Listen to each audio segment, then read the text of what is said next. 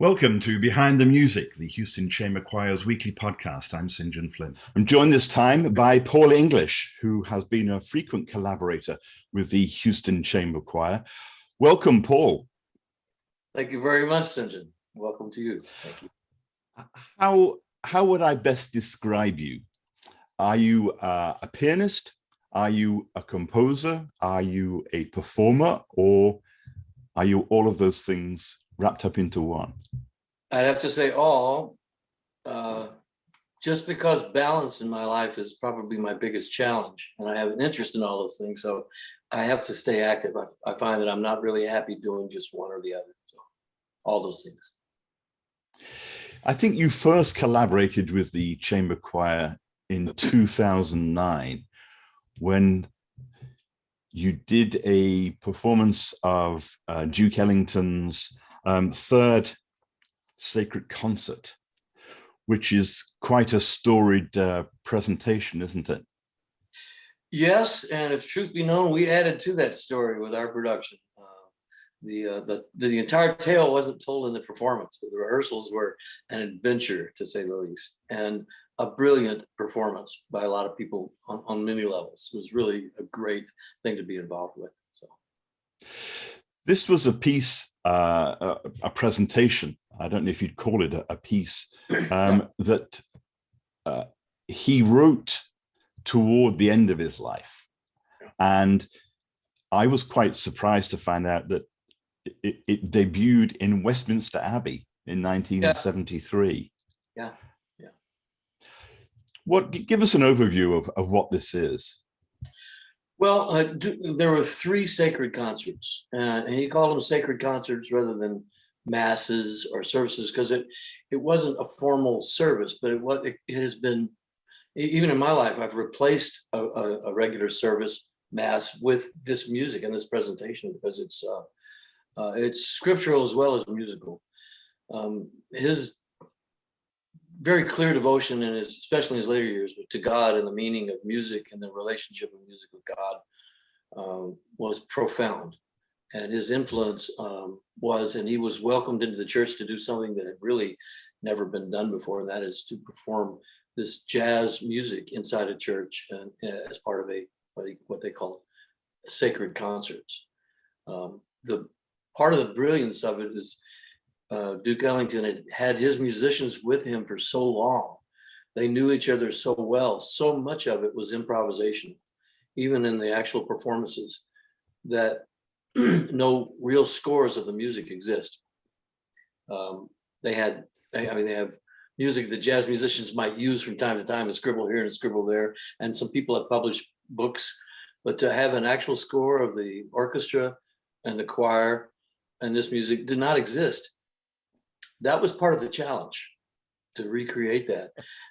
I know that you've been in a similar situation as well with the Chamber Choir back in 2019, when the choir presented a program titled "I Could Write a Book," which featured jazz vocalist Kim Nazarian. So again, we have that the classical and the improvisational coming together.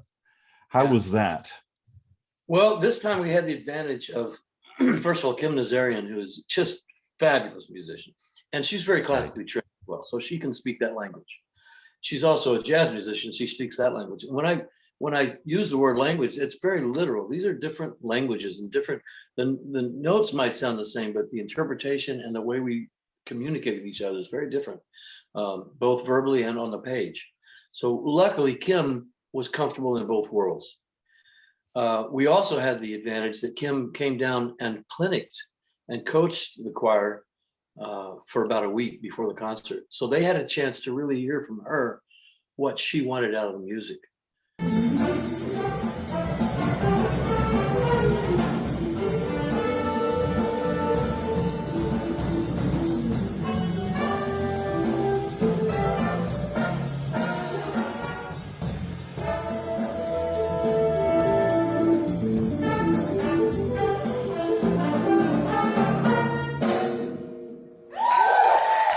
Kim was a force of nature and also a really good leader.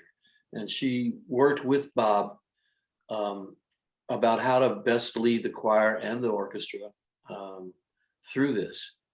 How did the members of the choir respond to what they were being asked to do in these improvisational settings, which, as you say, is quite a lot different from the classical experience where everything is notated ad nauseam, some might say. Yeah. Well, some of it is notated and you're instructed to sing in a jazz idiom. That's a little different than just free improvisation. And right. They responded very well to it. It's, and I don't mean this to be in any way disparaging at all. Also, I use that word again. But they were giddy, almost happy, and like children, they had been given permission to get off the page, And Kim's guidance, they trusted her. Once they heard her sing and communicate with her, they trusted her in her abilities and her background and her training. And they let go. And they were just wonderful in the way they embraced it, learned, and were very willing to learn to sing in a different style, different genre than they were accustomed to. So it was great. Yeah. I always wonder what effect that sort of liberating experience has on the singers when they come back to a more classical repertoire, how that that jazz experience influences their classical presentation, if you like. It's a great question and great concept, great perspective to really take a look at that. What does it actually do? I'm fortunate in my life that I grew up with both classical and jazz. I say both, many genres. And I'm comfortable going back and forth. And not all musicians are. I think what happens, and you take a typical symphony orchestra musician, you just don't get a position in a symphony orchestra without being a very, very accomplished musician. The competition is so high, you've got to be at the top of your game. But like many things that are that focused, it's sometimes exclusive of all other things. So when you prepare to be an orchestra musician, sometimes you exclude all other concepts and all other styles. Not always the case, but quite often it's the case. And when you're asked to move over into a different genre, sometimes there's a feeling of uneasiness, or maybe the thought crosses your mind that you can't do this. You're very, very accomplished in one field, but you can't. And I think those that are brave enough to cross over find, first of all, great joy in trying something different. And then, as you mentioned, when they go back to their original genre, I've experienced this with friends. It's no longer the only way to do things. It's just the right way to do things for that genre, which refreshes you and gives you, well, that's great. I can sing in this way because I want to, not because I have to. If that makes sense. And I've, like I say, experienced that with singers, with instrumentalists, with symphony musicians. And I just think it's such a positive cross-pollination that goes on when people step out. And of course, today, in the last generation or so, we have many more accomplished classical musicians that are stepping over into other genres and performing, both singers, instrumentalists. And I think that brings a freshness back to like I say, they bring a freshness and a new perspective back home when they go back to where they started. Another crossover, I use that word advisedly, another crossover composer that the chamber choir has tackled, and you with them, is Leonard Bernstein. And I think in 2012, they presented a concert, Music in the Key of Joy, which was focused on Bernstein's music. What was that like for you? He has a slightly, compared to Ellington, he has a slightly stronger classical background, but he was by no means exclusively classical as a musician, was he? No, and that title for that concert is so apropos. He was so full of joy and the joy of music. If you're ever around him, even for a few minutes, you you just couldn't help but be inflated with that. He was just joyful about music, whether it was strictly classical, whether it was jazz, whether it was musical. A brilliant musician and one of my true heroes. If I just knew Leonard Bernstein as an orchestrator, that would be enough. He's just a brilliant orchestrator. That's enough. But he wrote serious classic, what we'd call classical music, contemporary concert music. He wrote musicals. He was able to write a melody. And so many contemporary composers, sorry, can't write a simple melody. It's harder than you think. And he wrote some of the most beautiful melodies of our time. So a brilliant musician. Now you do a concert with his music. That was very challenging to me. It was challenging because it was no longer me interpreting Bernstein and doing what I could do. I had to play exactly what was on the page, which meant preparation time. Yet at the same time, I had a bass player and drummer that I was unfamiliar with, that I had to communicate as my section leader to understand when we changed from classical or orchestral percussion to jazz trap set. It was a challenge, a real challenge. The music is just brilliant, and the music that Bob chose was very diverse. Some of it was, for me, it was really hard. And I think it was really hard for some of the choir members too. But what a joy, what a joy. I'd like a chance to do that concert again, to be quite honest. I really was really happy to be a part of it, but I would like to have had another couple of months with the music. Yeah. You also performed with the choir on the program Bach and All That Jazz. And of course, my question to you is, Bach, jazz, how do those two things go together? Well, first of all, just the topic. All of our bebop harmonies and language comes from Baroque music. I mean, it's straight out of the Baroque book. And there are reasons for that. First of all, the evolution of music was pre-printed before we got here. That's another topic we could talk about. There was a predestined evolution in many ways. But there's also influence of a few jazz musicians that were classically trained, that were trained in Baroque music, that brought their influence to the jazz world. And even before this, but the likenesses are particularly glaring in Baroque music. We even have not only the harmonies being extended seventh chords with alterations of the ninths and 11ths. We have these thick harmonies developing in the Baroque period, which we hadn't had before. It was the same in bebop. We're using all these same harmonies.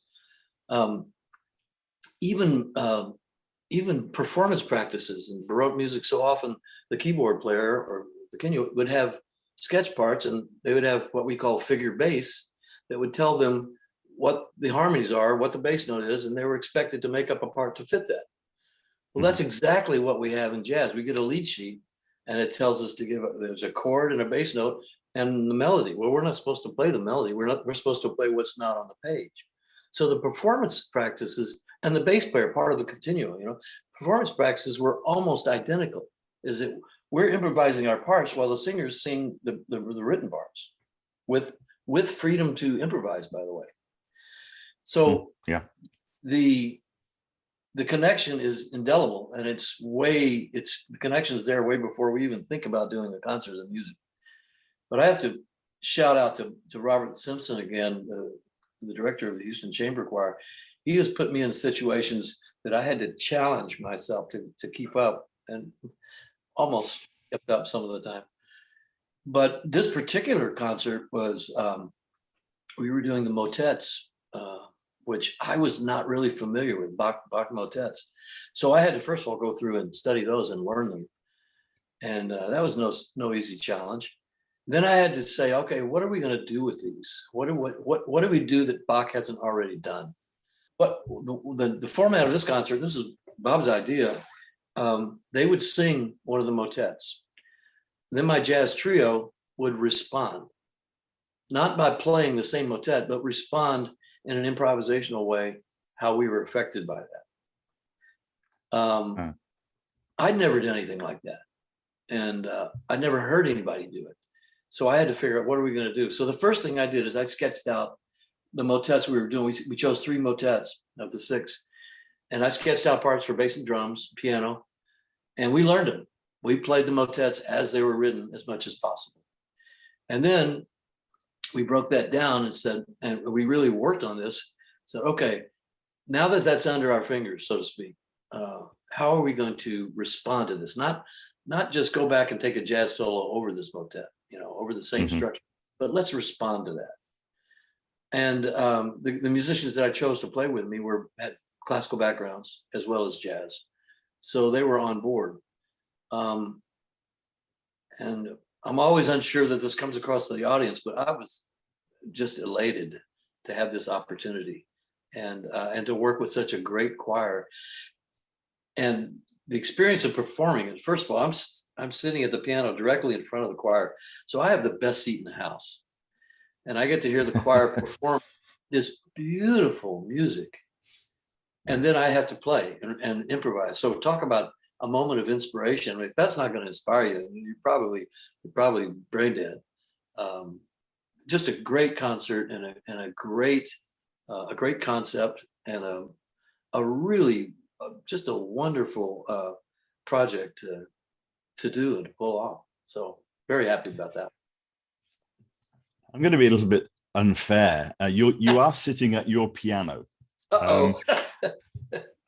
I wonder if you could give us a sense. You talked about the chord structures between that are from the Baroque that come into bebop. Can you give us a brief sense of how that sounds? Sure.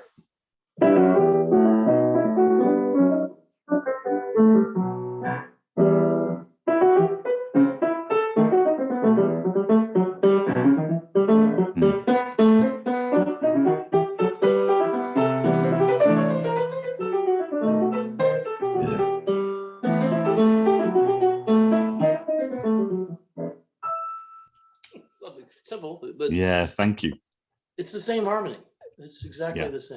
We use slightly different voicings, but it's when I started discovering that at a young age, I got more and more drawn into Bach, and he became, of course, my biggest influence, because I realized that he was not only cross-generational, he was a cross-centurion. The guy was he was indestructible. Yeah, and I think one of the things that is one of the greatest strengths of the chamber choir is that Bob Simpson sees these possibilities outside of a strictly classical environment. Not only sees them, but he's got the courage to step across the line and try something. And he's got the faith in the people that he works with or choose to work with that they'll step up too. Very much like the Ellington concert is put something together that you're not sure it'll work, but if it does, it'll be brilliant, Yeah. And there's a lot of courage, especially someone who's got a reputation the way he does of being, top of his game. He's now a Grammy winner and been there and done that. But to step across the line and do something that he's not real sure about really says a lot about him and about the choir too. So nice working with him. Yeah. What's the greatest impression that the choir, the singers themselves and the sound, etc., has had on you? The sound. They're just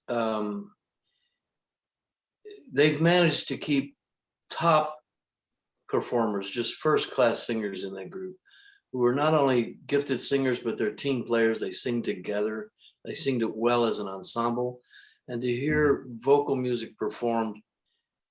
choral music performed in that way at such a high level is very inspirational. I grew up in a very small town, in a very small church with a horrendous choir. And I swore in my younger years that I would never do choral music, because if that's what it sounds like, I don't want any part of it. Well, got a little older and went to the big city and found out, oh, some people can really sing. So when I sit in front of that choir, in every sense of the term, I am blessed with this beautiful sound, professionals with a passion for music that are not only willing to work on the mechanics, but bring this love for the music and this overwhelming passion that the music just comes to life when I hear them sing. It's very inspirational to me. So you talk about growing up in a small town. Where did you grow up? Oh, now that I've said that, I probably shouldn't. I shouldn't admit it now. Okay, so people, you'll forgive me, but if you're from that town, I'm telling the truth. And there are a lot of good things about that town I grew up in. I'm thankful that I did grow up in a small town because it was really quite a close-knit community. But the way the city's name is pronounced is not the way it's supposed to be pronounced at all. It's a Spanish word, and the Texans decided that we were going to pronounce it Refugio. Refugio is a small town on the Gulf Coast between Corpus Christi and Victoria. And the actual word is refugio, which means refuge, which it was when Spain was owned the territory of Texas. It was a refuge, and so refugio somehow became refugio. There's no R in it, and there's no H in it. It's spelled R-E-F-U-G-I-O. So this is one of the mysteries of life that now you can pass on to your children and grandchildren.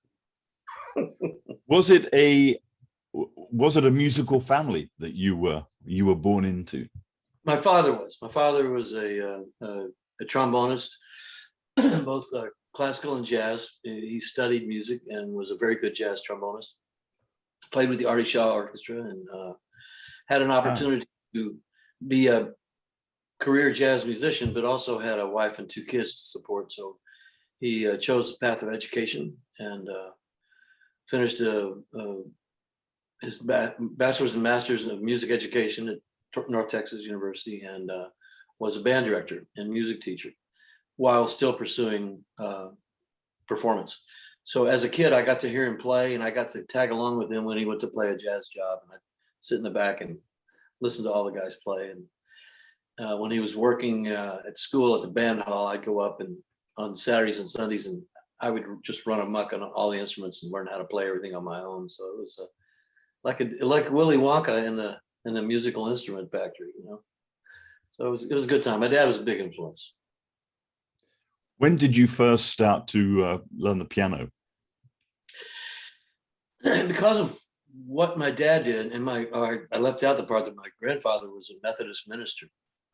So whenever I visited him, there was an organ and a piano at the church. We didn't have a piano at home, but my dad was a band director, so I would always follow him, and there would be a piano or a keyboard at school. So I was banging on the piano. In my mind, I was writing great operas, but to everyone else, it sounded like banging. Actually, before I could talk, I was banging on the piano, and I'm not exactly sure when I started to figure out that I could do a little better. But when I was 6 is when we got a piano for the house, and my older sister started taking lessons, but it wasn't time for me. And by the time it was time for me to take lessons, it was too late. I already had things in mind that I wanted to do. So I really learned by improvising.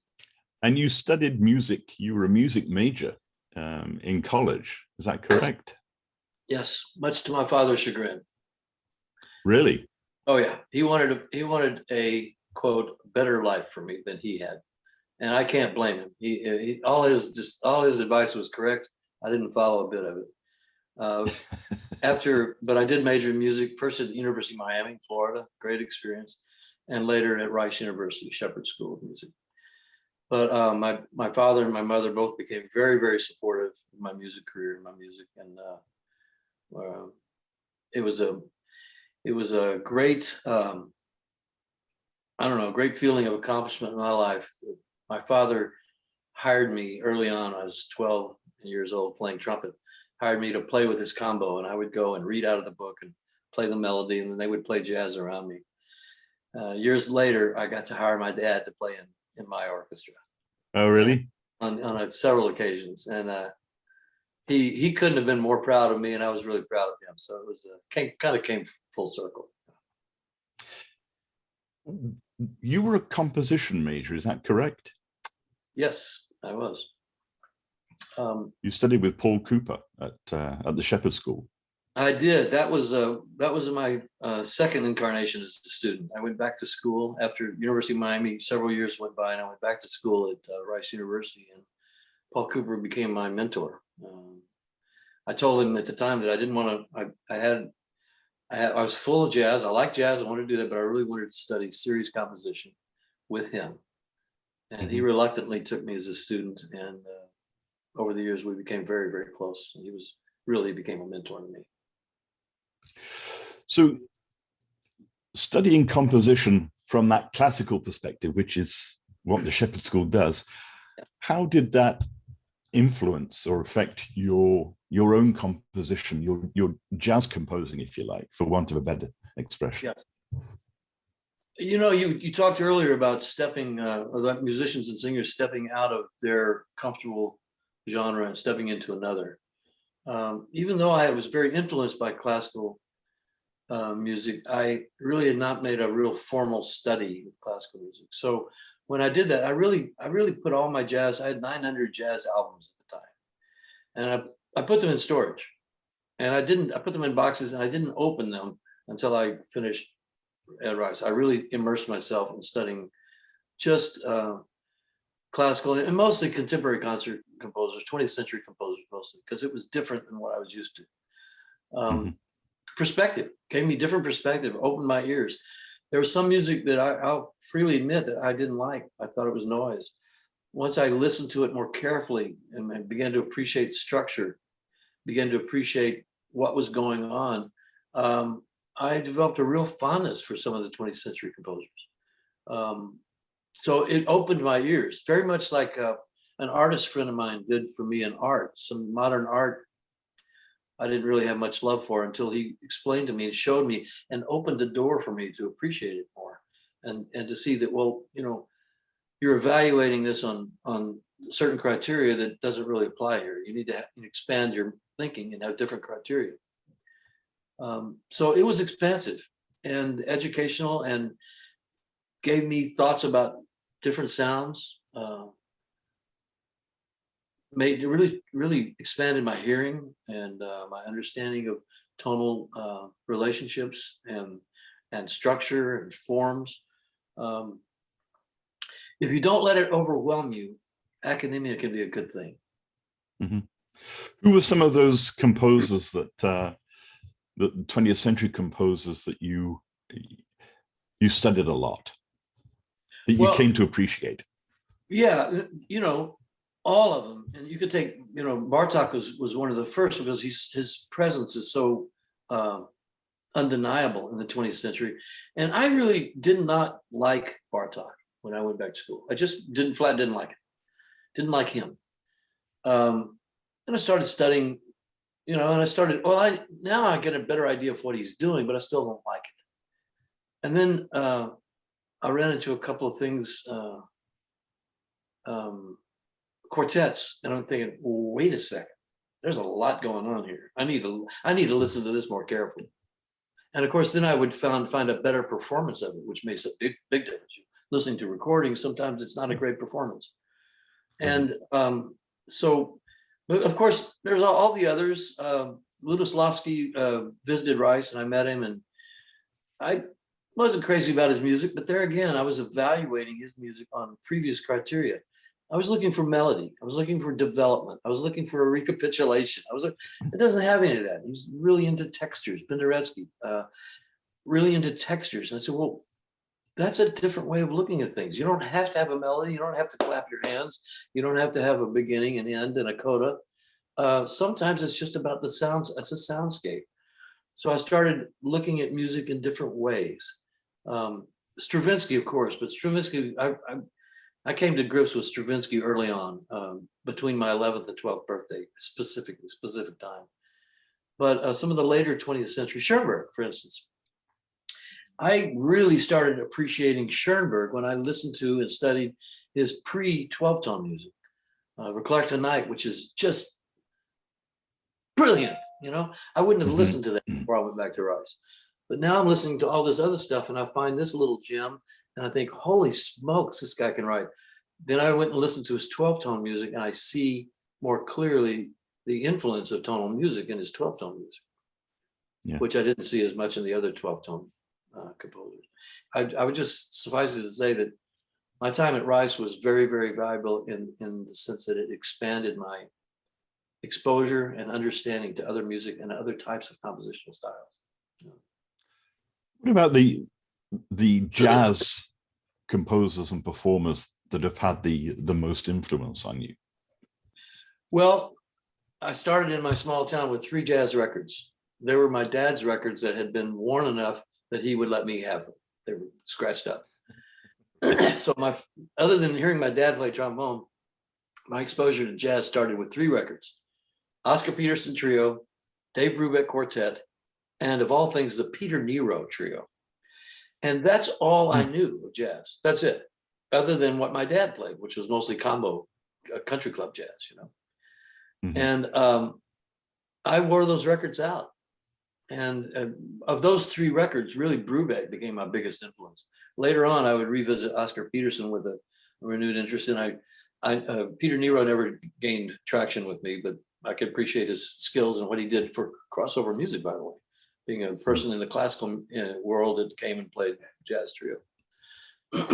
But I guess today, as I studied and matured as a jazz musician, still lasting influences today, undeniably Bill Evans, John Coltrane.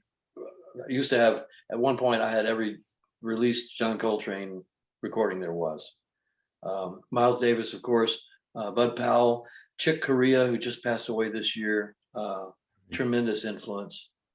Those jazz musicians, and of course the orchestrators, the guys like Gil Evans, Don Sebesky, guys like that really influenced me as yet another approach to orchestrating, which is a big part of what the studies at Rice were about, orchestrating. How do you take a whole bunch of instruments who don't relate to each other and make one sound out of it?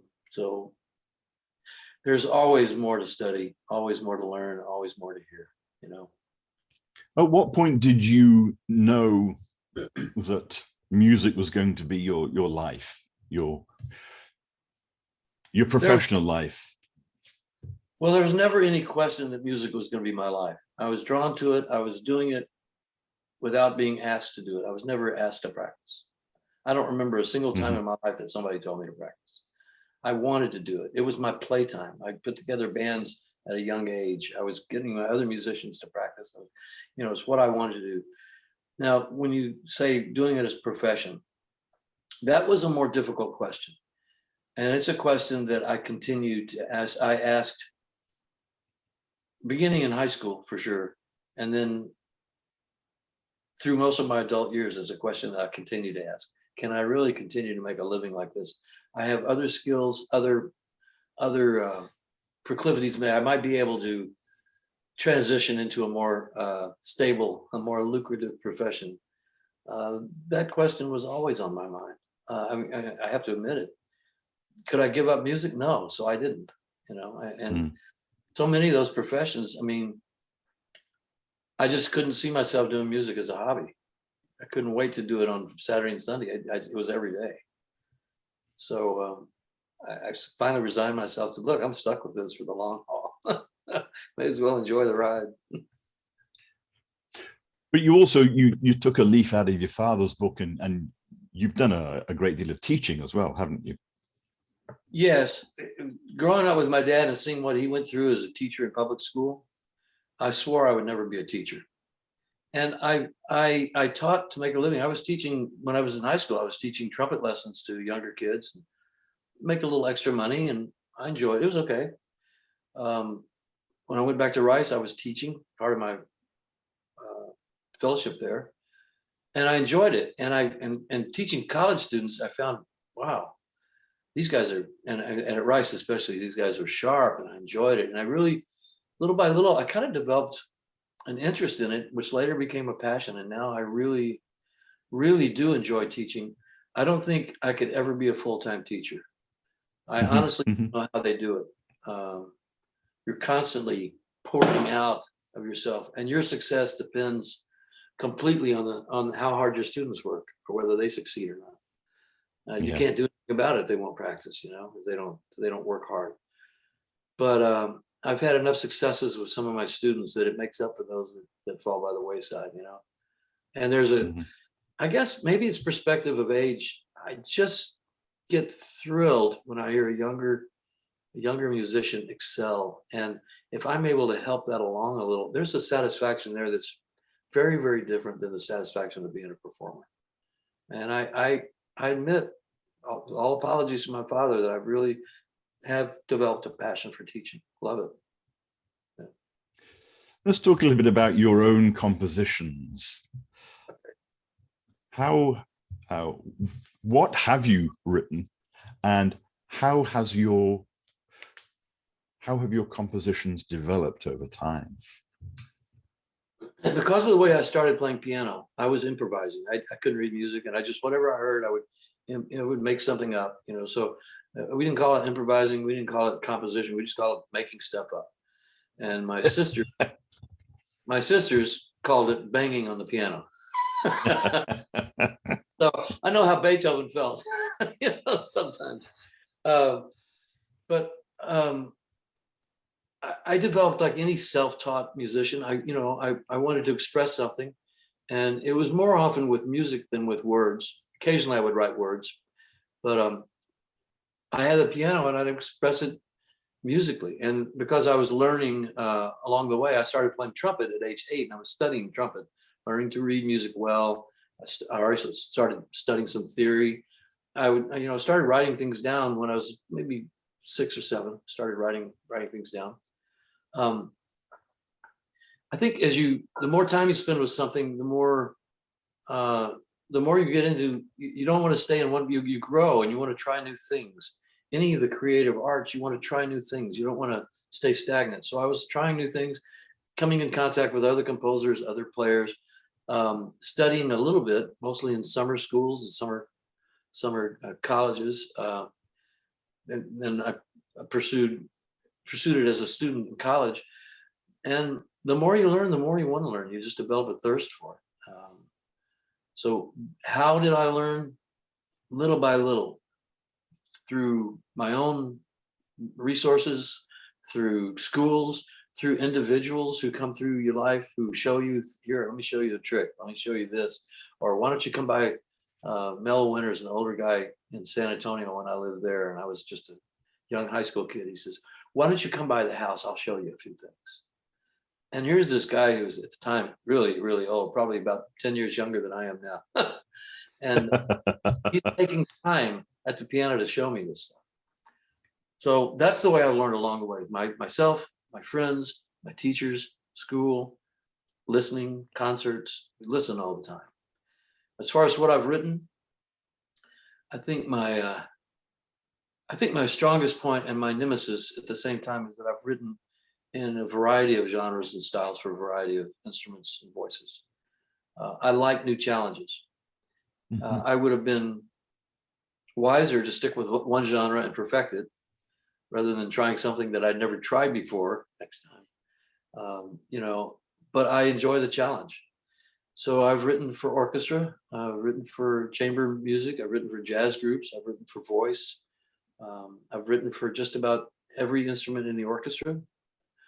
I didn't really develop a love for choral music until late in life, like I was maybe in my 30s or 40s, but hearing groups like the Houston Chamber Choir and hearing what choral music should sound like, and then studying the music really got me very, very interested in choral music, which is most of what I write now is either choral music or choral music related. But the next project, I was also into electronic synthesizer and electronic composition, film composition.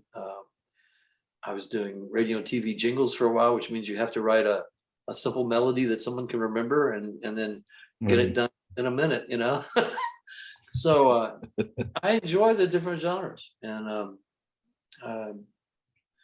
my studio work plays a big part in that, because I end up playing as a sideman or a producer in the studio. I end up playing with different genres, most of the time popular genres, country, western, funk, R&B, just even rock and roll, even rap.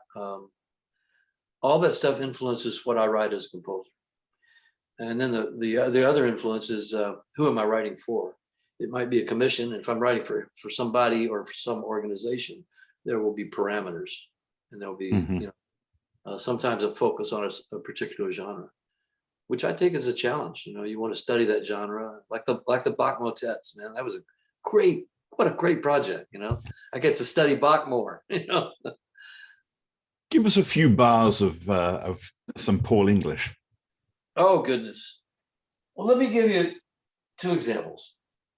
And these are both things I wrote a long time ago. One that I wrote when I was 19, and this is just part of it.